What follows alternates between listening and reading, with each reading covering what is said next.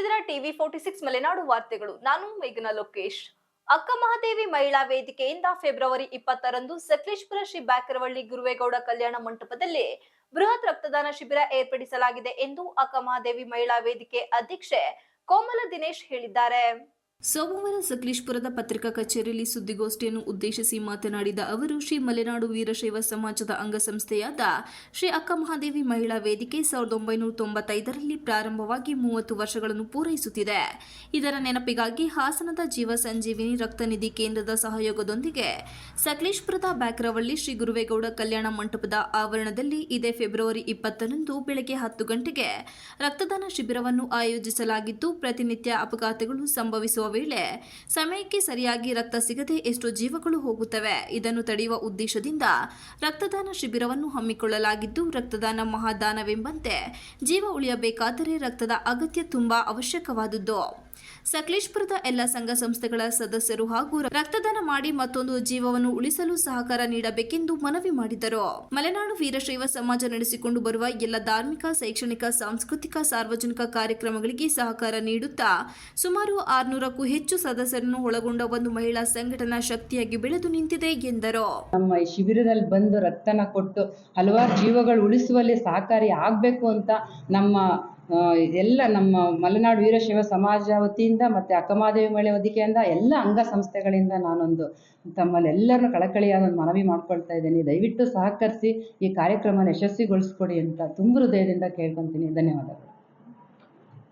ನಂತರ ಮಾತನಾಡಿದ ಶ್ರೀ ಮಲೆನಾಡು ವೀರಶೈವ ಸಮಾಜದ ಕಾರ್ಯದರ್ಶಿ ಎಡೇಳಿ ಆರ್ ಮಂಜುನಾಥ್ ಮಾತನಾಡಿ, ಮೊಟ್ಟಮೊದಲ ಬಾರಿಗೆ ಹಾಸನದ ಸಂಜೀವಿನಿ ರಕ್ತನಿಧಿ ಕೇಂದ್ರದ ಸಹಯೋಗದೊಂದಿಗೆ ನಮ್ಮ ಅಂಗಸಂಸ್ಥೆಯಾದ ಅಕ್ಕ ಮಹಾದೇವಿ ಮಹಿಳಾ ಸಂಘಟನೆ ರಕ್ತದಾನ ಶಿಬಿರಗಳನ್ನು ನಡೆಸುತ್ತಿದೆ. ಜಗತ್ತಿನ ವಿಜ್ಞಾನದ ಆವಿಷ್ಕಾರ ಪ್ರಯತ್ನಗಳಿಂದ ಎಲ್ಲ ವಸ್ತುಗಳನ್ನು ಕಂಡುಹಿಡಿಯುವ ನಿರ್ಮಿಸುವ ಪ್ರಗತಿಯಲ್ಲಿದ್ದು, ಮನುಷ್ಯನಿಗೆ ಮನುಷ್ಯನಿಂದಲೇ ಅತ್ಯಮೂಲ್ಯವಾಗಿ ಬೇಕಾಗಿರುವ ಜೀವರಕ್ಷಕ ರಕ್ತವನ್ನು ಕಂಡುಹಿಡಿಯಲು ಸಾಧ್ಯವಾಗಿಲ್ಲ.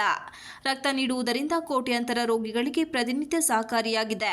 ಜಾತಿ ಧರ್ಮವನ್ನು ಮೀರಿ ಸರ್ವಧರ್ಮ ಸಮತ ಭಾವವನ್ನು ಅಪ್ಪಿಕೊಳ್ಳುವಲ್ಲಿ ಸಹಕಾರಿಯಾಗಿದೆ. ಸಕಲೇಶಪುರದ ನಾಗರಿಕ ಬಂಧುಗಳು, ಸಂಘ ಸಂಸ್ಥೆಗಳ ಕಾರ್ಯಕರ್ತರು, ರಕ್ತ ನೀಡುವ ದಾನಿಗಳು ಹೆಚ್ಚಿನ ಸಂಖ್ಯೆಯಲ್ಲಿ ಪಾಲ್ಗೊಳ್ಳಲು ಈ ಮಾಧ್ಯಮಗೋಷ್ಠಿಯಲ್ಲಿ ಮನವಿ ಮಾಡುತ್ತೇನೆ ಎಂದರು. ಅನುಭವಿಸ್ತಾ ಇರತಕ್ಕಂಥ ಸಂದರ್ಭದಲ್ಲಿ ಈ ರಕ್ತ ಒಂದು ರೀತಿ ಸಮಾನತೆಯ ಸಾರ್ವಭೌಮತ್ವವನ್ನು ಸ್ಥಾಪನೆ ಮಾಡಲು ಸಹಕಾರಿಯಾಗಿದೆ.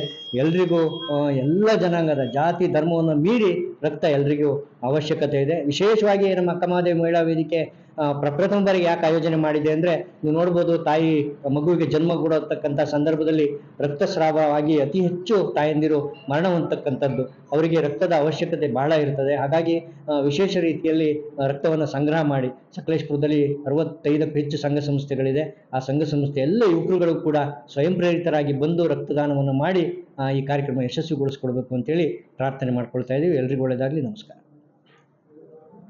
ಕಾರ್ಯಕಾರಿಣಿ ಸಮಾಜ ಸಮಿತಿಯವರು ಸಹ ಬಂದು ತುಂಬ ಸಹಕರಿಸಿದ್ದಾರೆ. ಮತ್ತು ಮಲೆನಾಡು ವೀರಶೈವ ಸಮಾಜ ನಮಗೆ ಆದಷ್ಟು ಸಹಕಾರ ನೀಡಿ ನಮ್ಮನ್ನು ಮುಂದೆ ತರ್ತಾ ಇದೆ ಅಂತ ಹೇಳ್ಬೋದು. ಮತ್ತು ನಮ್ಮ ಮಹಿಳೆಯರು ಸಹ ಅದಕ್ಕೆ ತಕ್ಕಂತೆ ನಾವು ತಗ್ಗಿ ಬಗ್ಗಿ ನಡೆದುಕೊಂಡು ಅವರ ಮುಂದೆ ಯಾವ ರೀತಿಯಲ್ಲಿ ನಾವು ನಡೆಸಿಕೊಂಡು ಹೋಗಬೇಕು ಅನ್ನೋದೊಂದನ್ನು ನಾವು ಕಲ್ತ್ಕೊಳ್ತಾ ಇದ್ದೇವೆ. ಮತ್ತು ಮುಂದೇನೂ ಸಹ ಅದೇ ಥರ ಮಾಡ್ಕೊಂಡು ಹೋಗ್ತೇವೆ. ಎಲ್ಲರಿಗೂ ನಮಸ್ಕಾರ.